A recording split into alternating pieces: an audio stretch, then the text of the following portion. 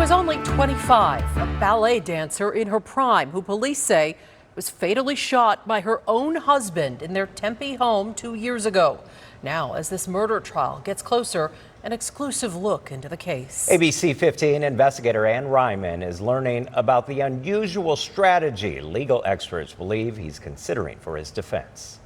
I always think of Colleen as like a butterfly or like a breath of fresh air. What's the emergency? I shot my wife on accident. Okay, what part of her body? Her chest. That's Christopher Hoops, admitting he shot his wife, Colleen. What kind of caliber of gun was it? A 9mm. Okay. I shot her like twice or 3 times. You shot her 3 times on accident? Yeah. I woke up in the night and I was startled. Okay. Colleen did not make it. Her family and friends devastated. I was just in disbelief. Eastlyn Jensen danced with Colleen in Ballet, Arizona. Colleen joined the ballet in 2017, dancing in classics like Swan Lake and The Nutcracker. She was so sweet, so thoughtful, caring. She always tried to do the impossible and managed to do it. Her mother, Deb Buckley, shared these photos of her daughter. In the days after Colleen's death, she told us ever since Colleen was a little girl, she wanted nothing more than to dance. This is a picture from her wedding day in 2020. She met Christopher Hoops at a church youth group. Colleen's mother telling police after the shooting the couple had some rocky times because Christopher was very controlling.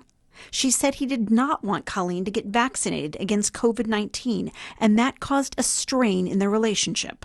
Her mother told police he wanted to have children right away, but Colleen wanted to wait. She wanted to focus on her ballet career before having children, which was a source of tension in their relationship, according to the police report. Christopher Hoops charged with second-degree murder. Good morning, Your Honor. David Dow on behalf of the defendant who's present and to my right and out of custody. Thank you, sir. Can I get your name, please?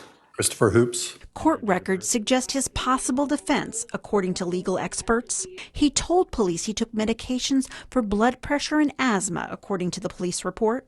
Documents his attorney filed in court say, quote, at the time of the incident, Mr. Hoops was legally prescribed medications. The use of these medications and the effects of these medications are directly relevant to Mr. Hoops's defense. The prosecution in a second-degree murder case is going to have to be able to prove a state of mind of the defendant when this act occurred. But what if that state of mind is altered by prescription drugs? We are all aware that prescription drugs can affect how you perceive things. It says so on the bottles. James Charneski is a Tucson defense attorney who's not involved in this case. He says Christopher Hoops may be considering a defense called involuntary intoxication. That's when someone's prescribed medicine causes unintended, even dangerous side effects. This is where this involuntary intoxication comes in. Hey, all I did was take prescription medicines. I followed my doctor's advice, and I don't have any idea what happened there that night because those medicines looped me out. The defense is based on the premise that a person is unaware of the harm or consequences of his actions. I have spoken to people, represented people who have taken prescribed medicines and really have no idea what was going on when they were on them. We don't know which medications Christopher Hoops was taking. Police know. They found prescription bottles, but the drug names are redacted in the police report.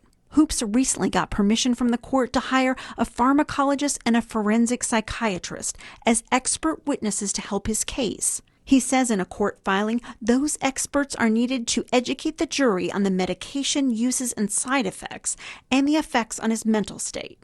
Charneski cautions it's still early in the pretrial proceedings.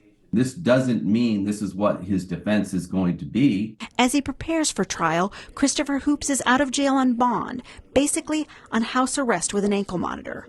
The defendant has been perfect on his release, not one violation, not anything. He asked for even more. He wanted to leave home for work and to attend a men's church group. There's no threat to the victims or anything. They live in a long ways where they don't live in the state. They're way back east. That upset Colleen's sister, who spoke to the judge by phone. So it's just hard for me to sit with the idea that he would be in jail awaiting this trial, and now he is having hand-served meals in the comfort of his own home. So I just personally don't understand why that's not enough. The judge ultimately deciding not to change his release conditions as he prepares for trial. Right now, trial's set for July, but given the complexity of the case, it's likely to be moved back. The death of this Arizona ballerina made headlines around the country. With the trial scheduled to start later this year, Christopher Hoops is staying quiet. His attorney says they won't be commenting while the criminal case is ongoing. Colleen Hoops' family also remaining private. Her family telling ABC 15 they're focused on honoring Colleen and the light and love she brought to everything she did. I'll continue to follow this story and bring you the latest developments. I'm investigator Ann Ryman, ABC 15, Arizona.